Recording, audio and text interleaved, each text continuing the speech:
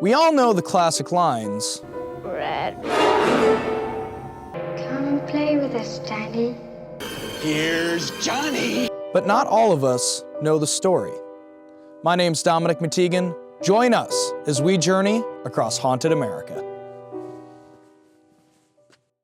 The Stanley Hotel, located in Estes Park, Colorado, was founded by Freeland Oscar Stanley, the inventor of the Stanley Steamer automobile.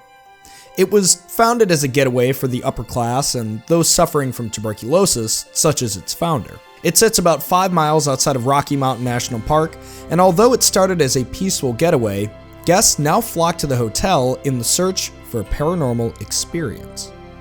The Stanley is the inspiration for the Overlook Hotel in the best-selling novel and classic horror film, The Shining. Colorado historians and the owners of the hotel credit Stephen King with saving the hotel from fading into obscurity. King and his wife stayed in room 217 as the final guest before the hotel closed for the season. While in the room, he had a nightmare of his son running up and down the halls, screaming in terror as he was chased down by a fire hose. When he woke up, he had the story for his third novel and first commercial success. But what happened in the hotel to give it its ghostly renown? A ghost sighting has been reported in almost every room of the hotel. Guests have witnessed shadows roaming through the halls, voices and laughter in empty rooms, lights flickering, and objects moving by themselves. The main staircase in the hotel is known as the vortex due to its many reported ghost sightings. Many guests have felt uneasy while standing in there, and others have seen things such as ghost children, they've felt cold spots, and they've even caught orbs in photos and videos. Even the founders, F.O. Stanley and his wife, have been spotted holding hands, keeping watch over their mountain paradise. My own parents have had their fair share of experiences in the vortex. Here's my dad explaining those experiences. We're on the tour, and the tour guide's leading us through the building. And we come to an area where we have no idea what is supposed to occur where, what the layout of the property is. Now, as we entered this area, out of the corner of my eye, I saw what appeared to be a small child crouching down by the banister, looking down towards us. So I reflexively just kind of turned my head to look at whatever it was that caught my eye, and suddenly it darted off to the right at an impossible speed and just disappeared. The tour guide keeps telling the story about where we are, and suddenly a lady in the audience says, "Hey, what's behind that door?" Well, there was a door with a big piece of opaque glass in it, and the tour guide said, "Why? Did you see something?" And she said, "No, it just seems an odd place for a door. What's the door?" And she said, "Oh, that's just a service closet." After the tour, we discovered that the area we were standing in was called the vortex. And my wife, very reluctantly, related that while we were standing there, she did see a shadow move across that opaque glass. She also felt what seemed to be a small child tugging at her shorts. Now, she said at the time, she just thought that it was probably her camera shifting around in her pocket. She reached into her pocket and realized that her phone was in the opposite pocket.